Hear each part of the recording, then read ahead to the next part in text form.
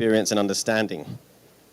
And throughout all of human civilization, it's telling that nearly all faith traditions trace their origins to moments of revelation and awakening that occurred on the land, in deserts, mountains, forests, and gardens. This deep connection between faith and place reminds us that our land truly is our future, which is the theme of this COP, and that this relationship has been recognized by spiritual traditions for millennia. Within this tapestry of human storytelling, our faith traditions stand out as some of the most enduring and powerful narratives ever told. These aren't just stories that we pass down, they are living narratives that guide billions of people across the world in every single continent. With their vast networks, communities, and deep moral authority, faith institutions reach into nearly every corner of our world, shaping not just individual lives, but entire societies' understandings of right and wrong. And at their core, faith stories carry profound values about how we should treat one another and, crucially, how we should treat the world around us. They speak to our role as stewards, guardians, caretakers of the natural world.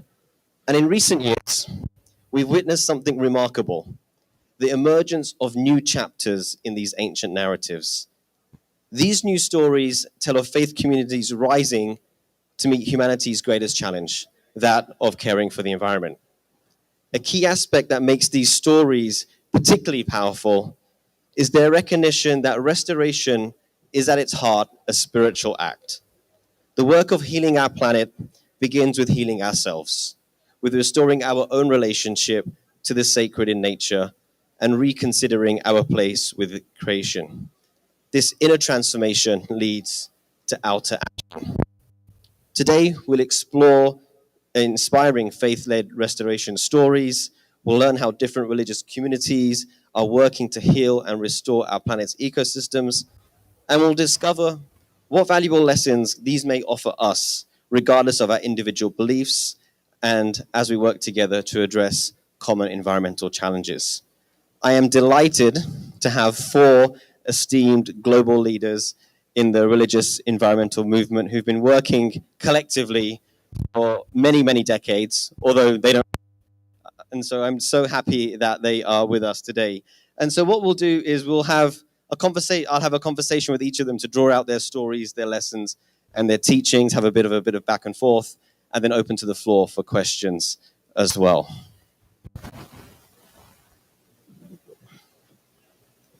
I am delighted to start with Dr. Charles McNeil, who's a senior fellow at the Meridian Institute. For 30 years, Dr. McNeil has been a leader at the United Nations, building innovative multi-sector partnerships to solve global environmental challenges. Over the last 6 years, he led the creation and the management of the Interfaith Rainforest Initiative, an international alliance convened by the UN Environment Programme to bring faith-based leadership to local, national, and global efforts to end tropical deforestation. Previously, Dr. McNeil managed UNDP's work on forests, biodiversity, climate change, sustainable energy, stakeholder engagement, and public-private partnerships. In that capacity, he founded and led catalytic global initiatives, including the UN RED program, the Equator Initiative, the Global Coalition that delivered the New York Declaration on Forests, and in 2014 at the UN Climate Summit, and the Indigenous Peoples Initiative for the 2015 Paris Climate Conference. So a very illustrious career in the UN for over 30 years. You've recently retired now and moved on to new things. But I was wondering if you can start the conversation today, Charles. You know, you've done so many things within the UN system over 3 decades, and your last major program was the IRI. But before that, you know, I just mentioned the Equator Initiative, the Global Environment Fund, and so on. What took you on the journey from starting in very secular spaces to ending up your UN career mobilizing faith-based actors for restoration? Do you have a microphone there? Great. Thank you, Gopal. Hello, everyone. It's a pleasure to be here, my first time in Riyadh. And although my first assignment at the UN was the Rio Earth Summit, where 3 conventions were created, I've spent my whole career working on implementing the biodiversity the Climate Convention, and I'm embarrassed to say this is the very first CCD COP that I've been at, and I'm just happy to be here. And also wanted to just thank the G20 Global Land Initiative that really brought me into these issues, these all-important land issues. And given the tremendous pattern of deforestation, degradation in the last 30 years, the land issue is really, as we know, the most important issue. It's key to sustainable development overall. In fact, as we know, nearly a quarter of all humanity lives under conditions of drought. Most of these lower and middle income countries, this issue demands everyone's attention, and I'm happy to turn my attention to this important convention. And I'm more convinced than ever cooperation among the three Rio conventions is essential for the progress that we need to make. And I've spent my time, as Gopal said, developing something called the Interfaith Rainforest Initiative. And we've been focusing on tropical deforestation and indigenous people's rights. That's not directly desertification, restoration, and degradation, but it's a part of that issue. So I think the G20 Global Land Initiative is on the right track to explore how faiths can help create a restoration movement, a restoration revolution, if you will. And I want to tell you about this Interfaith Rainforest Initiative, and I want to say that, just to say that we have produced a primer, a guide on restoration for faiths.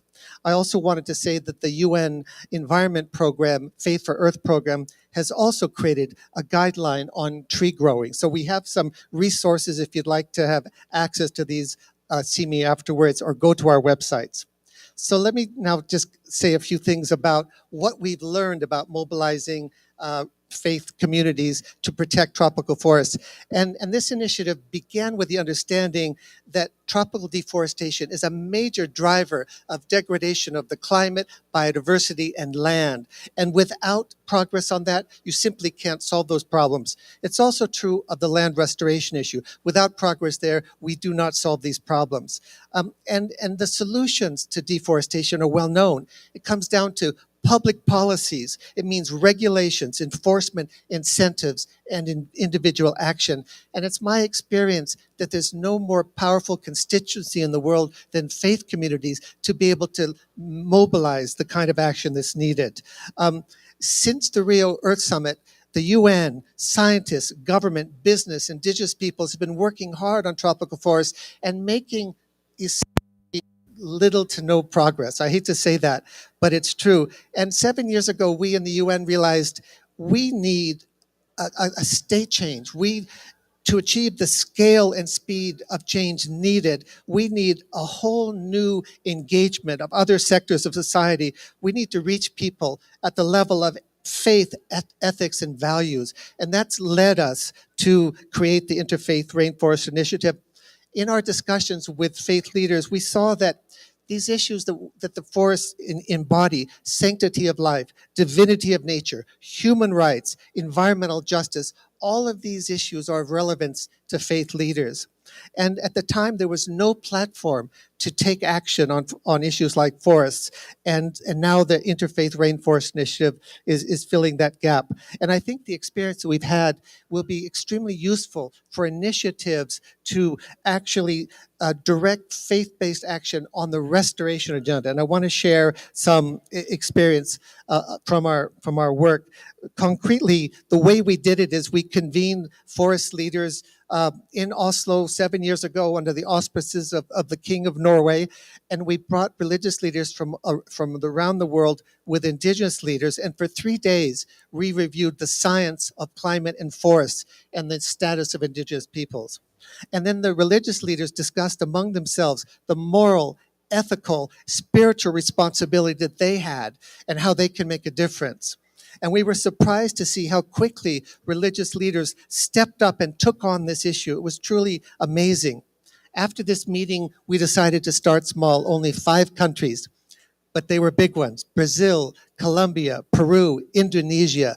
and Democratic Republic of Congo. Those 5 countries hold 70% of all the world's tropical forests. So we undertook missions to those countries.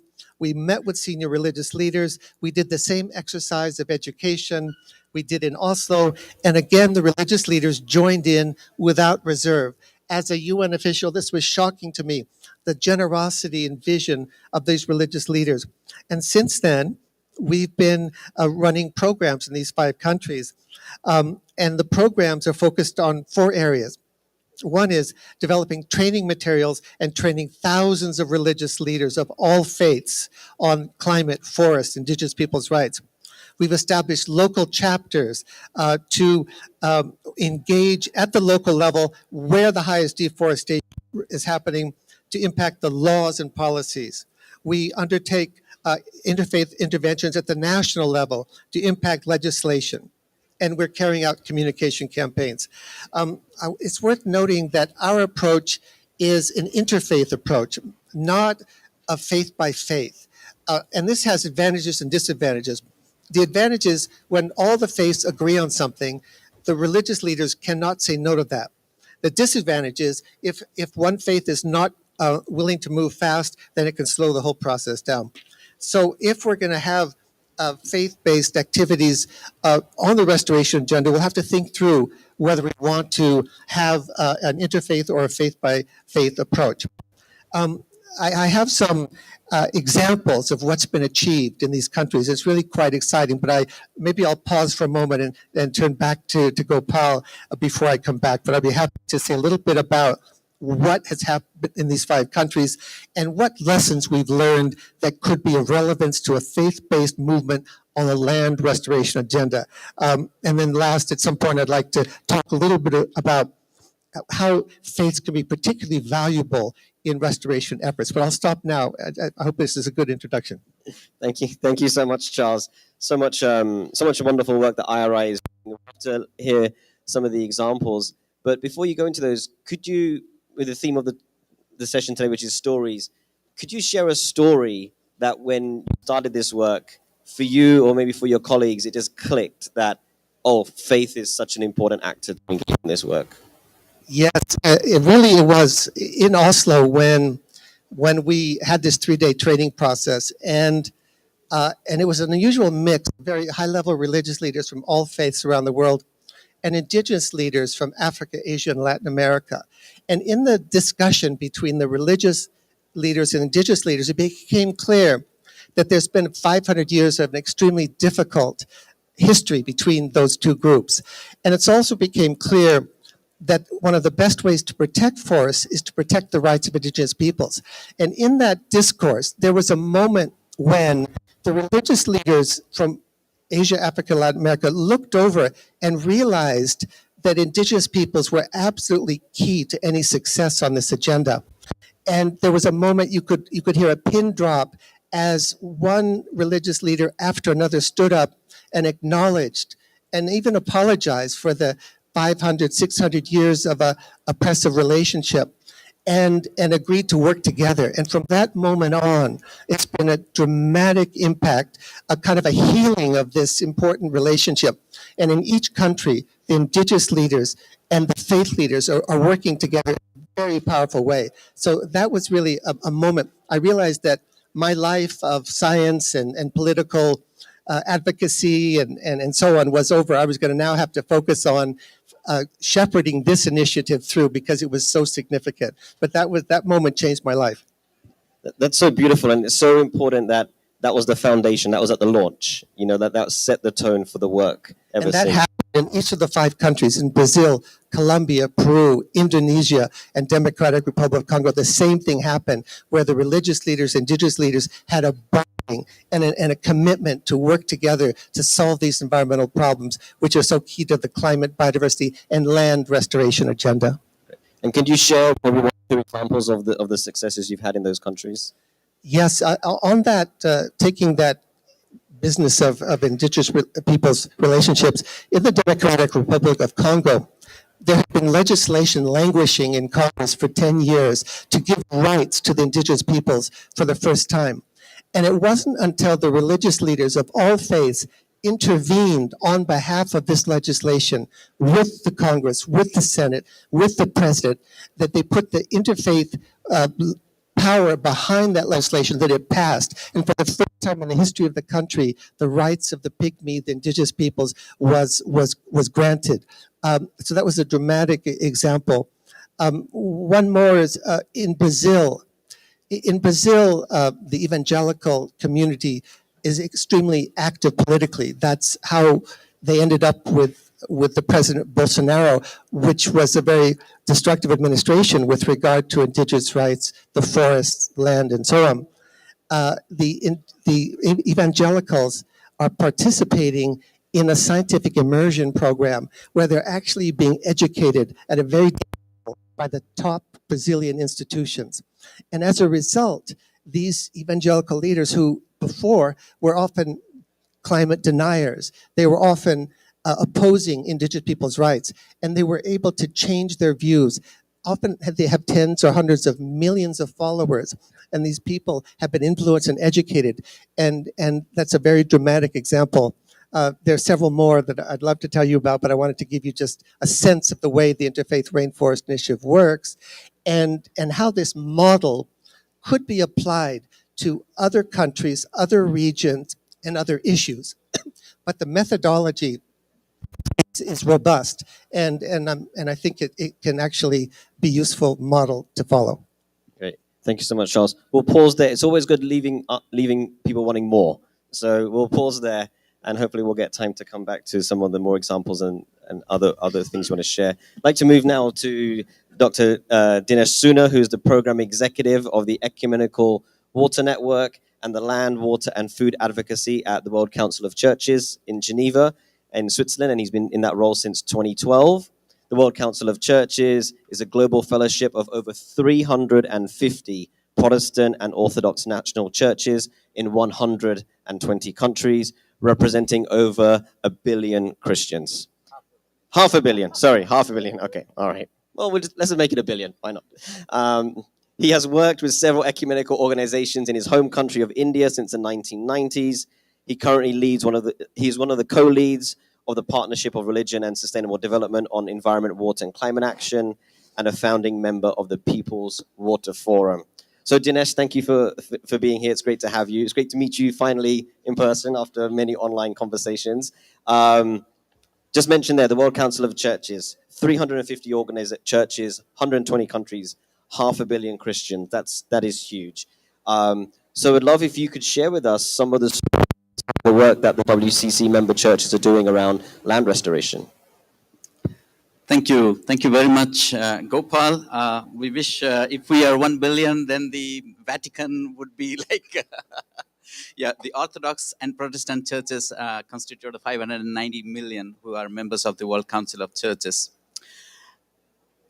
Friends, I'm very delighted to share this platform with very eminent panelists here. And thank you, Gopal. Thank you, the UNCCD G20 Land Initiative for giving this opportunity. The World Council of Churches have been, since its foundation in 1948 onwards, have been engaged on ecological issues. And much before even the Earth Summit, the WCC have been involved in these discourses.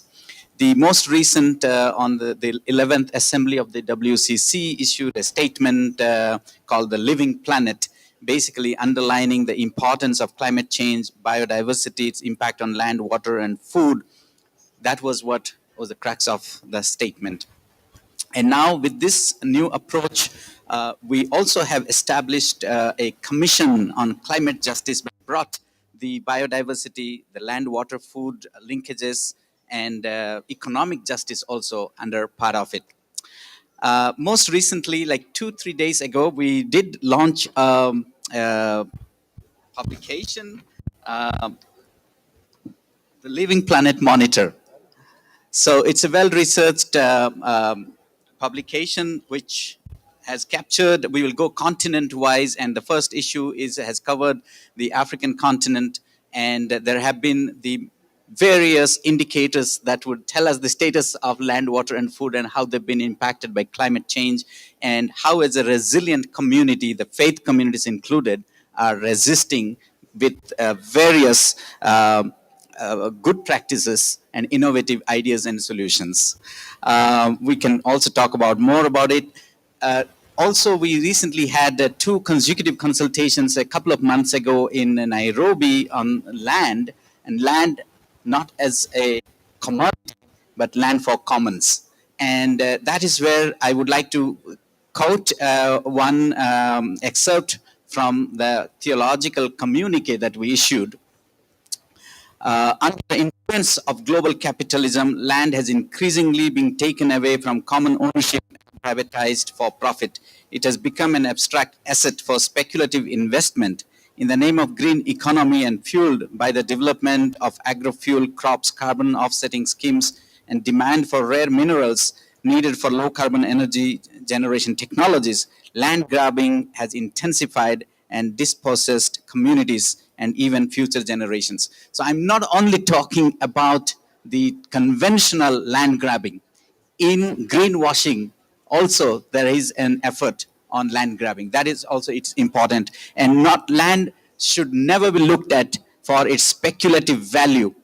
Sometimes we call land as good, land as bad, just because we human may not get enough benefit from a land, but that land has been there for billions of years. We humans come at the very end of this journey, and we call this land as bad, that land is good, because we try to look at the value that it can bring, economic value it can bring to humans. So this is what we as faith community are condemning. God created the land and called it good. Land is good in itself, and the biblical narrative of creation, it is good even before humans were created. And yet land is also valued for its fertility and bountifulness that brings to human life. That's okay, but not solely for that. And you were asking me also to say some examples. I'll just give one. In Africa, there is a method of farming by the churches. It's called farming God's way. Farming God's way is now catching up in different parts of Africa, including in Kenya, Uganda, Zambia, and South Africa. It's basically promoted by the Methodist and Presbyterian churches in that region. So this method of God's way of farming is basically crop rotation, use of mulch covers, and no plowing or tilling approach, enabling the regeneration of soil through microorganisms in the top's soil and improving the quality of crops and yield. So basically, not exploiting quote unquote land with pesticides, with other things, or tilling, etc., allowing God to help land regenerate. I have several other examples, but I would pause here and come back later. Thank you. Thank you, Dinesh. It's interesting because you said that there's this commission on climate justice, I think you said, but in that you've made sure there's the intersection of biodiversity, nature, land, water, and so on.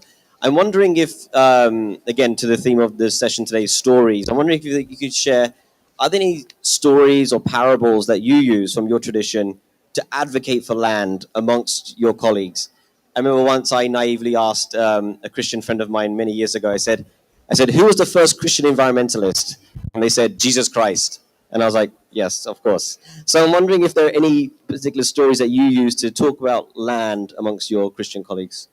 Yes, I think there is a fascinating story. I am not sure if there is anyone here from Ethiopia present around us.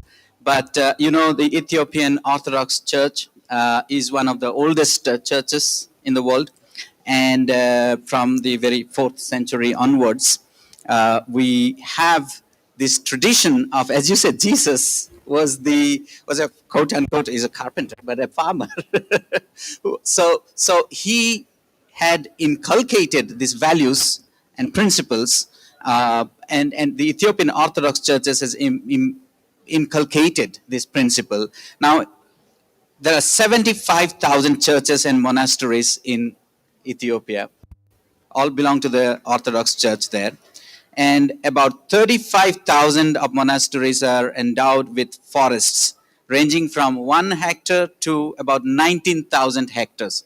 Those of you would know, if you look at the satellite map of Ethiopia, you would see the green coverage. Wherever there is a green coverage, there is a church in the center. And the community around it then try to build the forest and plantations, etc. So I think this is a very encouraging way of not just while you're worshiping Jesus, worshiping God, you also take the teachings that you have learned and help protect the environment, protect the land, protect the forest, and protect people. So this is one of the very interesting example I always give, how a church can bring back the lost green coverage of a country. That's great. Thank you. Yeah, those. If you haven't seen those images, please do Google them. These forest churches in Ethiopia are just amazing to see from the aerial view. Just one final question to you before I move on, Dr. Husna, is just last week the World Council of Churches issued a statement emphasizing the importance of this particular COP. And I know that WCC delegates were in Cali for the CBD COP and Baku for the Triple C COP. And so we're seeing a lot of momentum now around alignment of advocacy across the Rio conventions, and the WCC are taking a leading role in this. I'm just wondering if you could share a little bit more about, from a global advocacy perspective, why WCC are increasingly now saying that alignment has to be across the conventions. Yes, as I mentioned, WCC has been involved in ecological justice-related issues much before the Earth Summit itself. However, and maybe it is true for many of you that the three conventions that emerged from the Rio Summit in '92, somewhat the UNFCCC COP was very popular, and it was in the limelight even among the faith communities. WCC has been attending since COP1 in that segment. However, this is for the first time. We also thought, when we tried deliberately to bring all these three issues together, that is biodiversity, land, water, and climate, and how they are intertwined, we tried to also cover and participate and bring a faith response and presence in these three COPs. So we were there in Cali with many of you, the COP16 of biodiversity. We were there in Baku again in COP29 on CCC COP. And even here we have a delegation from the World Council of Churches. They would be joining today onwards. The recent the move, the statement that you're referring to, kindly look it up. The statement is called the WCC Executive Statement on the Outcomes of COP29 and Biodiversity COP16, Confronting Threats to the Living Planet. And we have tried to articulate all these three COPs, and the golden thread that also lies between these three COPs is also water and land. And I think this needs to be highlighted, and there is not much time to go into the details of the statement, but it is available. If time permit, I can highlight. One of the on the statement is, we do have a climate fund, which many of us, we were there when in Copenhagen, this was launched in COP15, a target of 100 billion a year. That itself took several years to materialize, but Baku came up with $300 billion a year. However, the climate scientists say anywhere between $1.3 trillion to $2.4 trillion is needed every year if you want to really do justice. We have also highlighted that, and we hope from this COP there is another similar funding mechanism may evolve. Otherwise, it can just reduce as a talk shop. Sure. Thank you so much, Dinesh. I'd like to turn now to Professor Husna Ahmed, OBE, at the end. Hi, Husna, good to see you. Dr. Husna is the global CEO of Global One 2015, which is a faith-based international NGO focused on women. She is an honorary professor in practice at the Computer Science Department of UCL London, and she is an associate professor at the Department of Arts and Law at the University of Birmingham. She's a member of the UN Multi-Faith Advisory Council to the UN Agency on the UN Interagency Task Force on Religion and Development, Professor Ahmed also sits on the steering committee of the World Bank's Moral Imperative Initiative, and she also sits on the steering committee for Faith for Earth Initiative at the UN Environment Programme. And she's also a very dear friend from London, so it's good to have you with us, Dr. Husna. Dinesh was just talking about how land and water seems to cut across the three conventions, and your organization and your career has been largely focused in the global south, where we see issues around drought and land restoration are a bit more pronounced than the global north. So I'm just wondering if you could share some stories and some examples of how issues around land and drought and desertification have showed up in your work. Thank you so much, Gopal. And I'm very privileged and honored to be the only woman on this panel. So thank you for that as well. This is my first time actually attending a UNCCD. And I've just come from Mecca and Medina, where I was recharged by doing the Umrah, Alhamdulillah. So spiritually recharged and really pleased to be speaking here today. What I'd like to do is just talk a little bit about Global One, give you some overview in terms of the Islamic perspective in this area, and then I'll give you one example. Would that do? Okay, brilliant. So Global One is a Muslim women-led INGO. We're based headquartered in UK, but our 6 country offices are in the global south, in Sri Lanka, Bangladesh,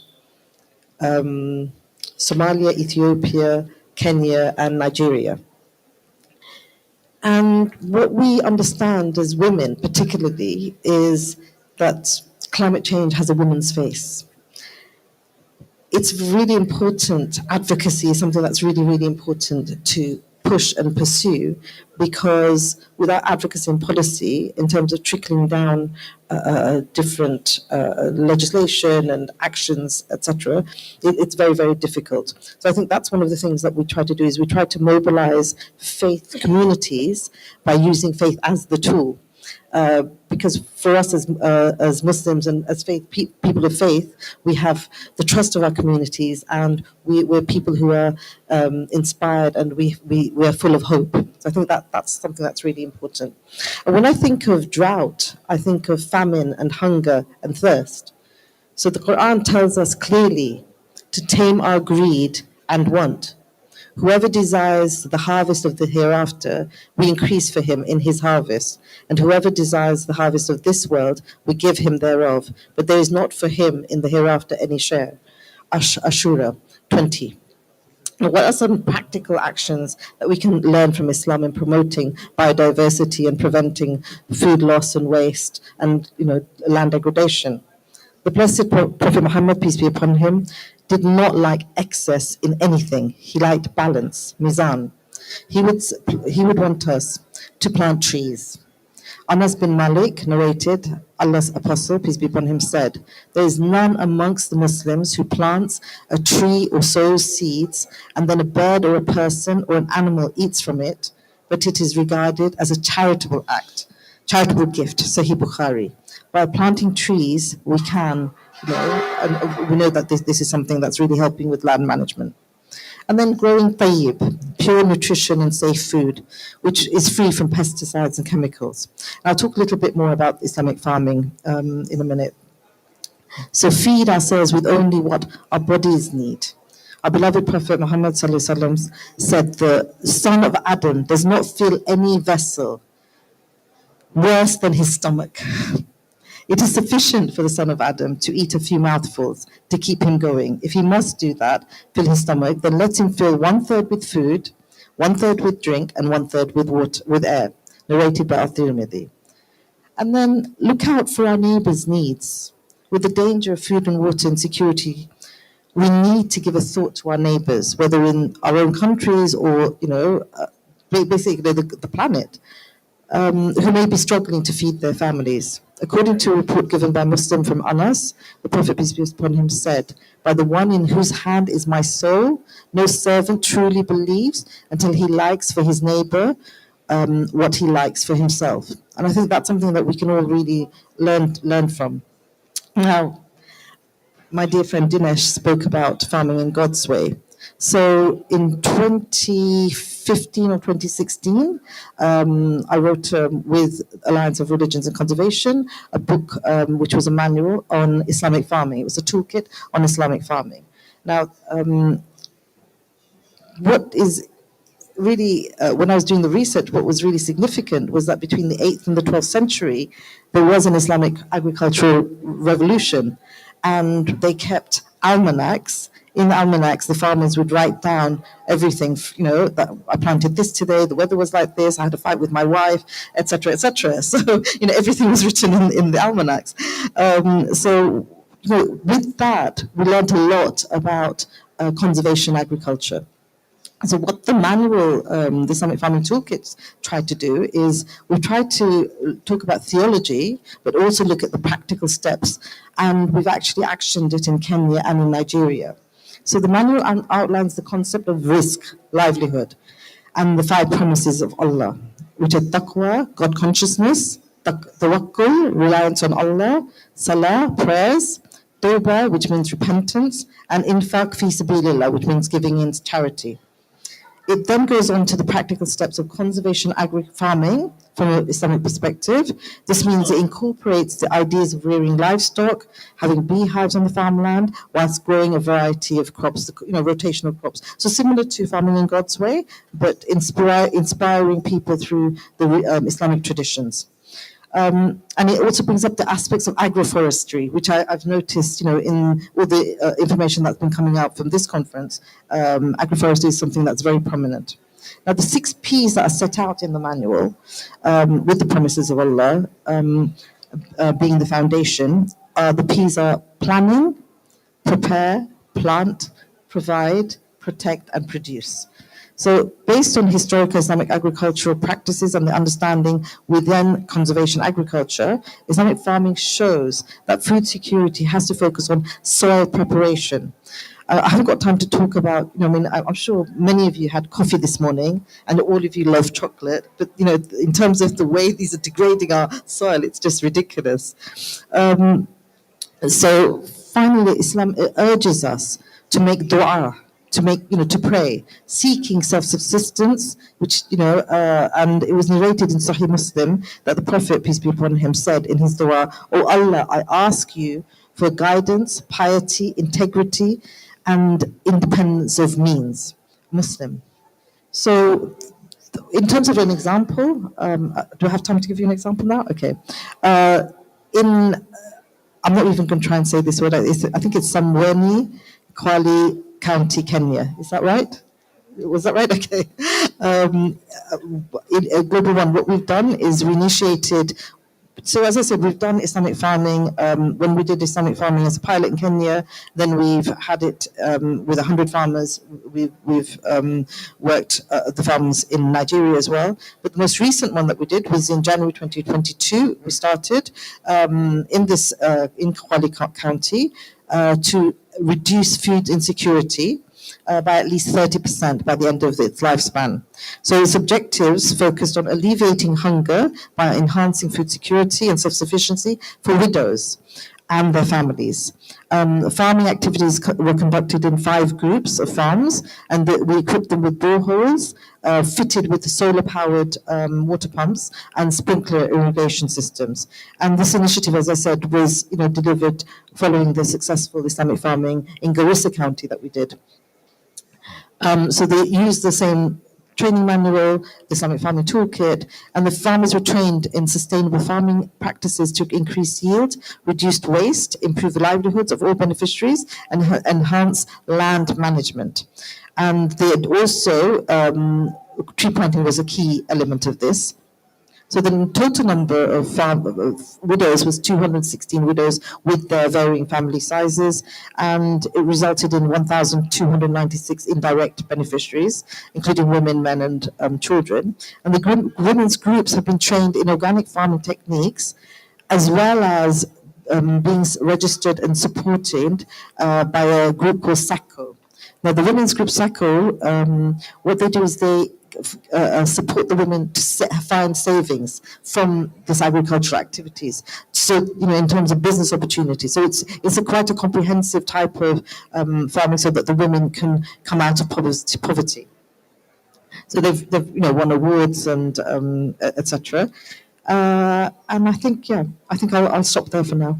That's an amazing example. Thank you for that, Husna. And that actually leads me to my next question for you is, how do you see that you will elevate the restoration agenda in the work that you're doing? Just a couple of weeks ago, I'll tell people how amazing you are because I know you're very humble, but just a couple of weeks ago, you were at the Vatican. You launched a new initiative on women, faith, and climate with the Pope. You're mobilizing women across the world now from different faith traditions for climate action. So you're involved in so many different spaces. How can we elevate the restoration agenda in so many of these spaces? Thank you, Gopal. I love you. So basically, I think, for me, as I mentioned earlier, it's, advocacy is critical. The more we as women amplify our voices, and have a seat at the table. If we don't have a seat at the table, we create our own tables. Have opportunities like you've given me this opportunity to be here. It's very important that women are involved, and they're already taking the lead. The only thing is that it's not being evidence, it's not being documented.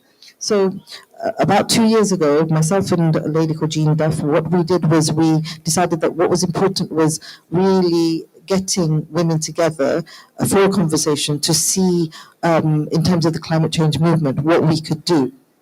So we convened in Wilton Park, which is part of the FCDO in the UK. We convened 50 women.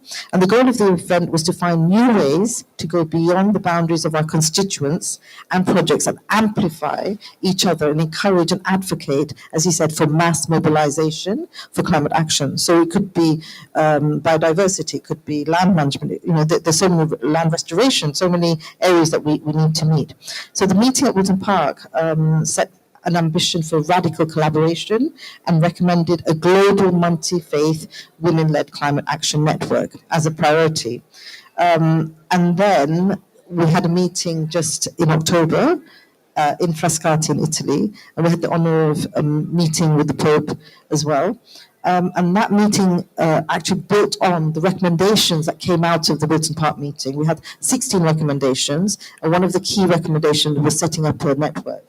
And so the thing is that what we need to know, it's part of a large and wider conversation which has been gaining momentum since the Vatican joint appeal. And I think, Charles, you spoke to this, in terms of even the UN, the faith groups weren't that involved, and slowly over the years, we've seen how important faith communities are to actually getting things done. And so the Vatican Joint Appeal was in October 2021, and that called for a framework of hope and courage, but with a narrative of development which was not exploitative, but rather inclusive and placed human dignity at the center. And then there was the interfaith statement, which came out of the high-level faith leaders meeting in Abu Dhabi, and that had a strong call to action and commitments. What stood out to me from those are that governments and stakeholders recognize the inseparable link between the human-made crisis affecting the climate and biodiversity arena, and adopt comprehensive actions that harmonize the restoration of both systems. And the commitment by all faith leaders, championing equality, dismantling human-made barriers, ensuring inclusivity, equal participation, and empowerment for all, and honoring the threads of interconnectedness and interdependence that weave us into the intricate fabric of life, reminding us of our shared destiny. So once Wilton Park, after Wilton Park, there was Frascati. And what happened in COP29, which was wonderful, was we launched the new Faith and Climate Network. And this engages women-led climate action networks from diverse faiths and communities and geographies. And one of the key people in this network is Mary Robinson, chair of the Elders and the former president of Ireland. And she has a project called the Dandelion Project. And that's, again, mass mobilization. So we're linking the secular with the faith, with the different faith communities, women from all sorts of areas. And, by doing this, what we're seeing, for instance, the Brahma Kumaris, there's 600,000 women members. The Buddhist Zuchi Foundation, 6 million women. The Mothers Union, over 4 million. So there's, women, we can mass mobilize for action. So I think that's where I think we can really add value to the land restoration. Thank you. That's great. That's great. Thank you so much, Husna. And many things you said there pivot nicely to our next speaker. Alan Otoro is the founder and the executive director of the Catholic Youth Network for Environmental Sustainability in Africa. He's based in Nairobi, Kenya, and the organization has 10 chapters in different African countries. Mr. Otoro is also a member of the Global Membership Council of the Laudato Si movement and served in the Ecology Working Group of the Vatican's COVID-19 Commission. Mr. Otoro is passionate about engaging young people and faith communities in promoting environmental sustainability with a strong social justice perspective. Alan, it's great to have you here. We were together in Cali, just feels like a few weeks ago, so it's good to see you again. And no pressure, but you're representing Africa and the youth. So I'm wondering if you could tell us, from their perspectives, what are their hopes for this COP? Thank you, Gopal. Thank you, Gopal, and good morning, everyone. It's such a pleasure to be here. And as you rightly said, Gopal, Africa and land, and it's a coming together of two of the greatest resources that the continent has. And I often hear this in a number of fora that I attend, that when I'm speaking about Africa, the land and its young people, given the fact that the continent has the youngest population, therefore the youngest continent, that both of these resources can be made to work together for the good of the continent, but also for the good of the planet, given that all the different resources that Africa provides to the rest of the world that comes from the land. And therefore, this really is a gift that Africa gives the rest of the world. And therefore, when you're talking about a gift, there is that sense of reciprocity that you've received a gift, therefore you need to look after the gift, but you need to express gratitude to the giver of the gift, right? And I think this is also fundamental in terms of being people of faith, and given that you're talking about faith, faith stories. One of the things I learned is that it's not always automatic as well, people of faith, to have this recognition of the place and significance of the land in terms of our own faith perspective, but also the place of worship, because for a lot of people of faith, what's at the center is worship, is prayer. And I'll give you a quick story. So I once took a bus to South Africa from Nairobi and went to one of these dioceses in South Africa to speak to the youth coordinator about working with them and how our network, Sinesa, could support the work that they were doing with young people, bringing the element of care for a common home, environmental issues. And this was a year before the encyclical letter Laudato Si was published by Pope Francis. And so this guy, after listening to my story and my presentation, said to me that he thought that what I said was more relevant to the people working in the social justice department of the diocese, which was just around the corridor. And so that would be the place that I should go to, give this explanation. And that his job, primarily as he saw it, was to help and assist young people in the sacraments and so on, and to grow in their devotion. And so what struck me at that point was the dichotomy between what he saw as a social justice concern, and that his job was basically, purely kind of on the devotional worship element of things. And so later on, when I went to do some readings, I discovered that, in fact, there should be no dichotomy between the two, and there is no dichotomy between the two.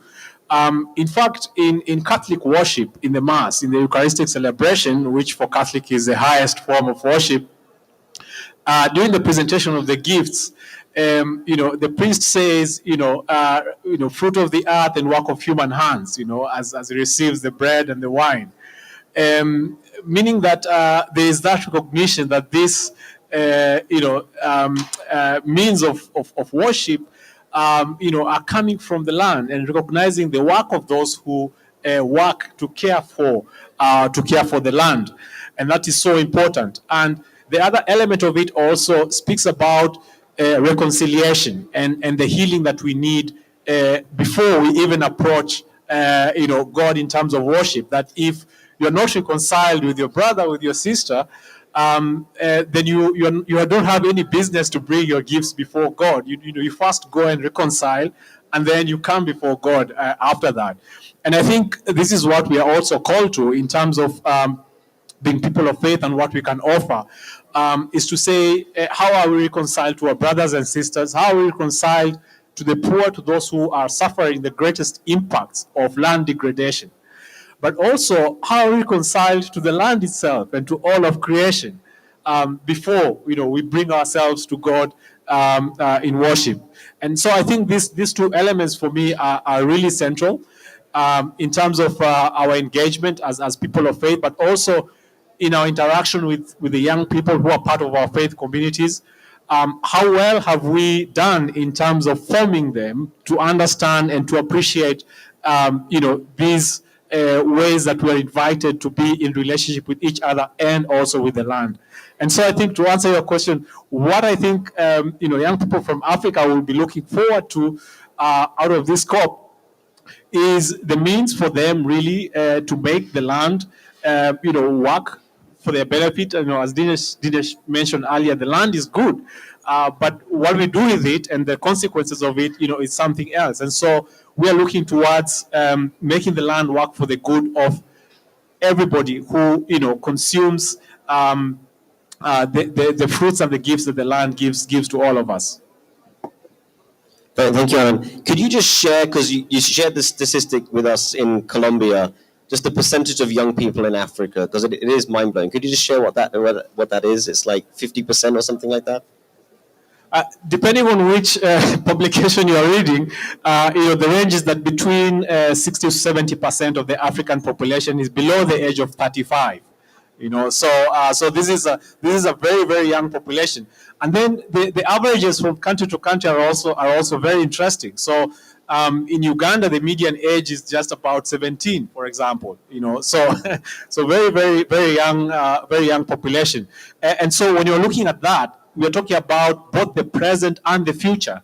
What's the present looking like, and how is that going to be impacting the future in terms of what we do with the land, but also in terms of decision making, in terms of policy making. And that's why, as SINESA, we are really excited to be engaging in these multilateral environmental processes, whether it's on the climate front, on the biodiversity front, but now also on the land and management and the certification aspects. And are you seeing those young people wanting to engage with the land? Are you seeing them wanting to have a more healthy, balanced relationship with land rather than one of exploitation and greed, which is kind of the norm in, let's say, the global north? Are you seeing a different approach from these young people when it comes to land? I think one of the interesting dynamics, particularly in the Africa, is that we see also that Africa is also one of the most rapidly urbanizing, parts of the world. But also we've seen kind of the migration statistics in terms of whether it's from the Sahel region to Europe, but also within Africa itself, which is something that has not really been, zoomed into. There's a lot of, migration within the African continent from country to country, which could largely be attributed to what's happening with the land. I spoke once to some young people from the Gambia who are part of the African Union's Great Green Wall Initiative.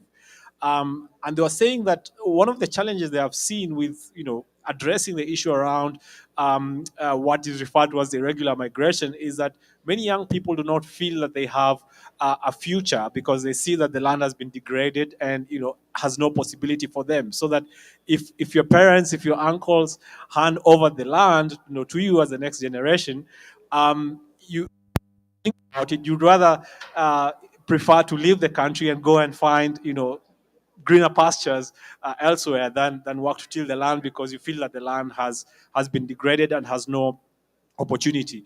So I think one of the things that has tremendous potential in terms of helping young people, and young people are looking towards that, is that as we reclaim and restore the land, it also drives an incentive for young people, for example, to want to go back to the rural areas and to contribute to the communities in the rural areas, and those who are already there not to leave, not to want to have to leave, to be forced to leave either to other countries or to urban areas. But that they can, through means like farming God's way that you have pointed out, is for them, to create livelihoods for themselves, but also for the communities in which they are, but also as a way of building cohesive societies, so peace building. And we've seen quite a number of conflicts around the continent are related to the land because of resources, competition for pasture, water, and so on. So there are multiple benefits that accrue from that people, particularly young people in this instance, but also the planet, because everything is connected. Francis reminds us in Laudato Si. So whatever happens has all across the globe, and so we should be paying attention to these things. Great, thank you, Alan. We have about 10 more minutes of discussion amongst us before we throw it open to the floor. I'm just wondering if anybody here wants to share any reflections on what some of the other speakers have shared, or ask a question to any of the other speakers. Charles, I see you have your microphone ready. Yes, I wanted to say I've wanted to thank the World Council of Churches. I forgot to mention that the interfaith groups that make the Interfaith Rainforest Initiative happen are the World Council on Churches, Religions for Peace, Green Faith, the Yale Forum on Religion and Ecology, and the Parliament of the World's Religions. So these are the interfaith groups that make all this work possible, and I'm really sorry for not beginning there and thanking these groups. And I wanted to say also that in Indonesia, the interesting example of the religious leaders advocating for climate change and land degradation issues. Just in February of this year, religious leaders through the Interfaith Rainforest Initiative and others issued a fatwa. And for those of you who don't know, a fatwa cites the Quran and carries significant moral weight with a majority of the Muslim population. And this fatwa was declared against action that caused climate change. And several important fatwas preceded this one related to land management. There was one forbidding destructive mining operations. In 2014, there was a fatwa forbidding activities which endanger endangered species. And in 2016, a fatwa forbidding the burning of forests and land that cause damage and harm. So the religious communities in Indonesia have been very active and very influential, exerting real influence on policy and behavior. So I wanted to give that example. Thank you, Charles. Anybody else want to share reflections from any of the other speakers or ask any questions? So maybe I would like to lift one interesting conversation during one of the consultations on land. A lot of us as faith communities, if we have to do something about environment, about land, we say we plant trees. So a local community member reminded us that we should not just plant trees, we should grow trees. Because planting trees is so easy. Maybe a government can get 1 million saplings and can plant.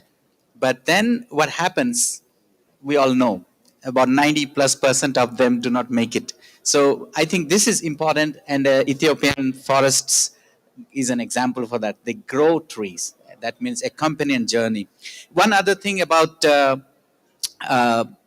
statement also that I was referring to has an important aspect of metanoia. It's a theological term.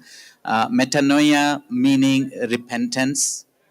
And we have to repent and reconcile with nature for all our wrongdoings that has brought us to this. And the last point is God wants all of us to be the stewards of the creation and be the co-creator in God. So expand or extend the beautiful creation that God has made, its longevity by contributing our little might. So that's a inspiration for the faith communities to continue. Thank you. Thank you so much, Nesh. What is that? Can you say that word again? Metanoia. Metanoia. What language is that? I think it's Hebrew. Hebrew. Metanoia. That's beautiful. Thank you. Okay. Well, that speaks to another question I had for you. And if you want to answer it, I'd love to hear your answers. But if not, I understand. And then we'll throw it open to the floor. I mentioned in my opening remarks that, a lot of faith actors, when they talk about ecosystem land restoration, they see it also as a spiritual act. And in some traditions, there's this understanding that an inner restoration leads to an outer restoration, that when we connect with God, when we connect with the divine internally, then we naturally want to heal the brokenness of the world.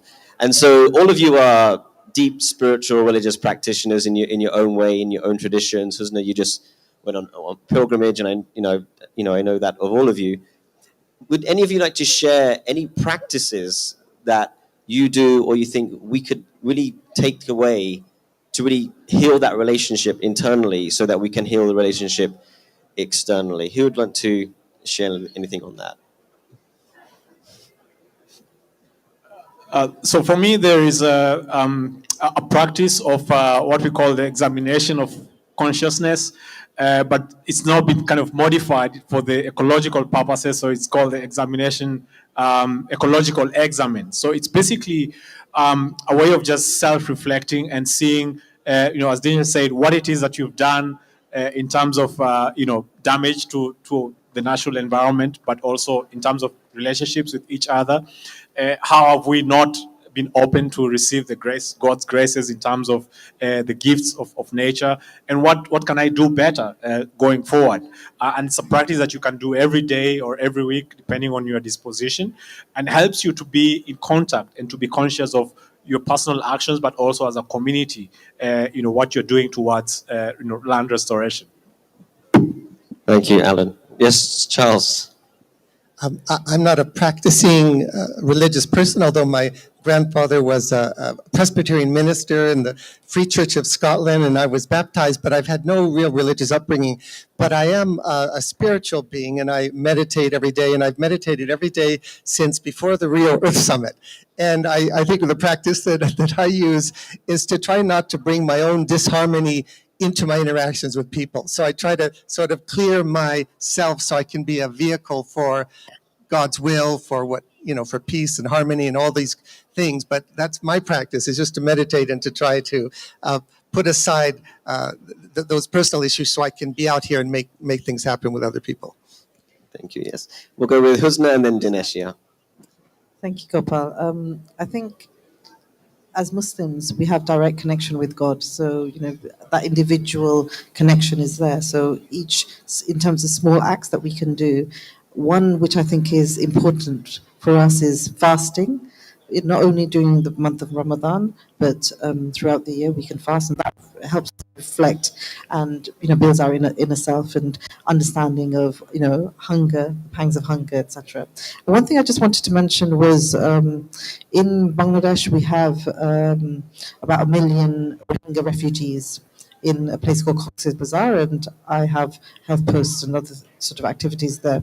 And what really touched me was, when the refugees first, because they've been moving there over, a few decades, but in 2016, 2017, when there was the genocide and, people were moving from Myanmar there, what I noticed was the land was very, dry, and, the color was, say the color of the wood here. And then after a couple of years, when I returned to visit, I saw everywhere it was green, because culturally the Rohingyas, it's innate in them that wherever they go, they plant everywhere. So, it was just amazing, the transformation, just, individuals doing it. It wasn't a collective. It wasn't, they weren't told that they have to do it or anything. It's just something that's innate within them. It's cultural and it's part of their religion and their practices. And I just wanted to mention that. So in terms of refugees even, we haven't even touched upon refugees today. But, that's another whole maybe session. Thank you. Yeah, thank you, Husna. Dinesh, and then we'll throw it open to the floor. So I think very quickly, I would like to bring a faith community. All faith practice is something about pilgrimage. you just talked about it, Usna, and we are in this place which is such significant for Muslims, but also in every religious tradition, pilgrimage is an important aspect. So the World Council of Churches in the past about 10 years has started a campaign called Pilgrimage of Justice and Peace. So the pilgrimage has got these three components. One is via negativa, that is going and visiting the wounds of the people. Then via positiva, celebrating the gifts that God has given, including this beautiful creation. And then the third one is via transformativa. That means how do we transform these negatives and the wounds to gifts and positives. And this is applicable in peace building. This is applicable in restoring the environment and climate and land and to everything. So we continue to, all our programs are influenced by this PJP, Pilgrimage of Justice and Peace. So this is just one story. That's wonderful. Thank you, Dinesh. You said you're not a theologian, but you certainly sound like one to me. So, so we'll open it to the floor. We have about 7-8 minutes for any questions. So if you have any questions for our speakers or any comments, feel free to raise your hand, and we'd love to hear from you if there's anything from the floor.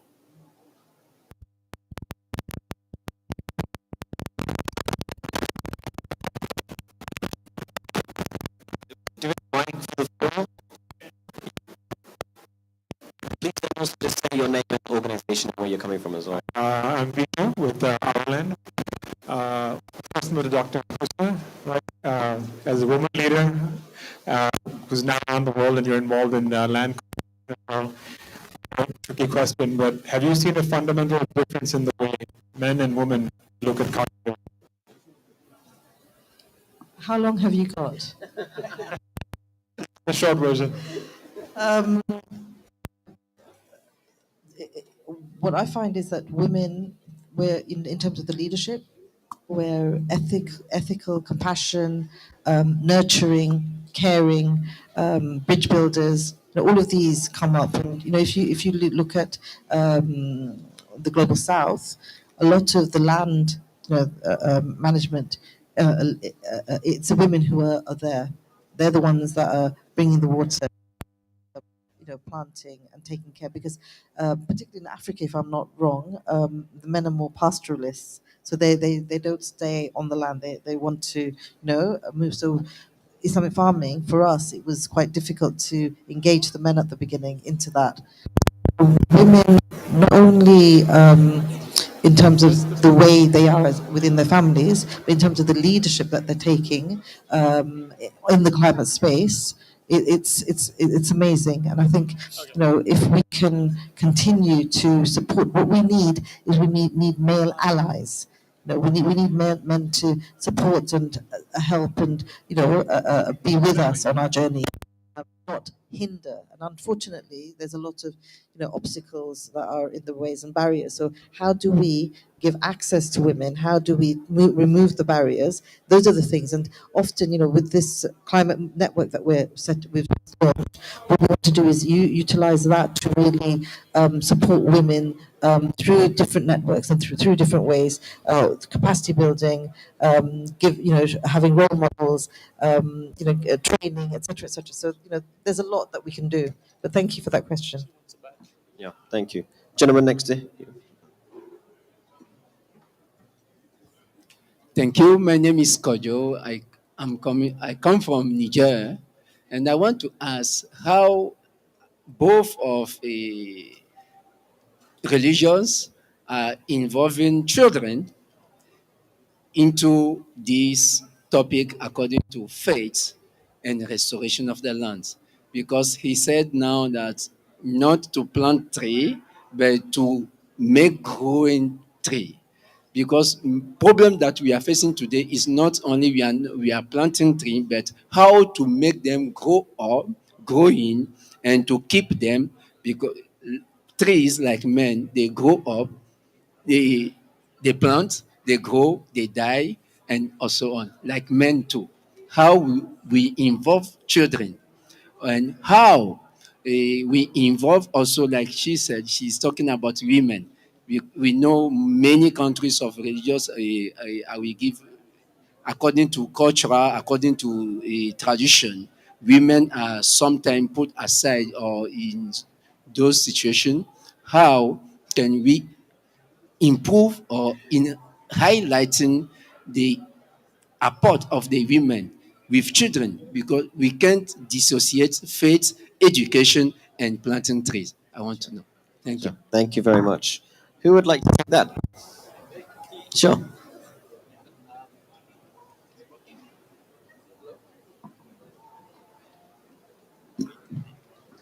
Yeah, I hope that works. No, very quickly to reply to yes, children must get a seat at the table. We can no longer just be also be talking about children. And I know some of my colleagues, like partners, are in this COP16 talking about the same question that you raised. Having children at the table and taking part in this discussion, because the future we are talking about is about the children. In the World Council of Churches, we have a very strong children-focused advocacy.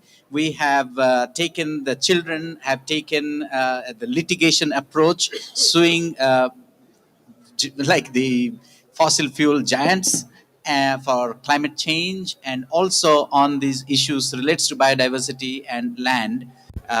Children are at the forefront because some of them are not ever, but many of them are at the forefront and taking the litigation routes also in making government, corporates accountable. So I'm fully supporting your cause, and we are already doing something about it. Great. Thank you so much, Dinesh. We're unfortunately very close to time, so we'll have to take the questions offline, and we'll be hanging around for any questions. But for the last couple of minutes, if everyone could just take 30 seconds or so just to share some closing remarks, words of inspiration as we get on with our day and our 2 weeks here. Thanks. As someone who has observed and accompanied religious leaders, faith communities have a huge impact on the tropical deforestation and indigenous people's rights issue, I really want to urge you to consider getting involved in the land restoration issue. And there are 4 reasons that are obvious and 2 that are less obvious. I wanted to just quickly say that religious communities can educate, influence billions of people, that they have political power and influence. We've seen that. They have economic power. As much as 10% of the world's financial investments are in faiths. And they have substantial land holdings that something like 8% of habitable land is under management of a religious leader. So they can do real work in land restoration and management. But the 2 reasons that are less obvious is it has to do with the fact that the fruit system, a failed fruit system, is driving land degradation, driving biodiversity loss, driving climate change. And I think religious communities are well positioned to intervene in the changes that are needed. That means more sustainable food production, less waste, shifting diets, less animals, more plants, and ensuring land rights. I think religious communities are well positioned. And the last reason is I've noticed a disinformation, misinformation campaign by oil companies, by tobacco companies, by meat and dairy, and by the plastics community, companies, to basically mislead the public. And I think religious education programs, religious leaders can be an antidote to this disinformation, misinformation disease that I see in the world. So I think that I'm trying to make a case that religious leaders should get involved, take on this land restoration issue, and really drive it. You're the key, I think, component to make a real difference. Very quickly, then we have a publication called Walk the Talk. Just Google it, Walk the Talk WCC, and there are tons of initiative that faith communities are doing, restoring our environment, land, protecting our water, and campaigns against climate change. This is what I think I would say in 30 seconds. Thank you. I think for me as a closing reflection is just to perhaps leave us to reflect on the words of Pope Benedict XVI, who said that the external deserts in the world are growing because the internal deserts have become so vast. So it's a call to internal reflection about our own personal relationships, but also as a community with each other, because it has consequences for how we relate with the land. Thank you. I like the question that my brother asked. I am a mother and a grandmother, and for me, I'm in this space, working over 20 years in this space because I feel it's so important to, save our planet, preserve our planet, think about all the communities, all the different faith communities, all humanity. So, as a steward of this planet, that's what I would like to say, that we're all stewards of this planet, and we need to remember that our time on this earth is transient. We're not here permanently. So, for me as a Muslim, the hereafter is what I'm preparing for. Thank you. Thank you very much, Husna. Thank you, Dr. Charles, Dinesh, Alan, and Husna. Thank you so much for a fascinating conversation to kick off COP16. Thank you very much. Round of applause for our panelists, please. Okay, thank you.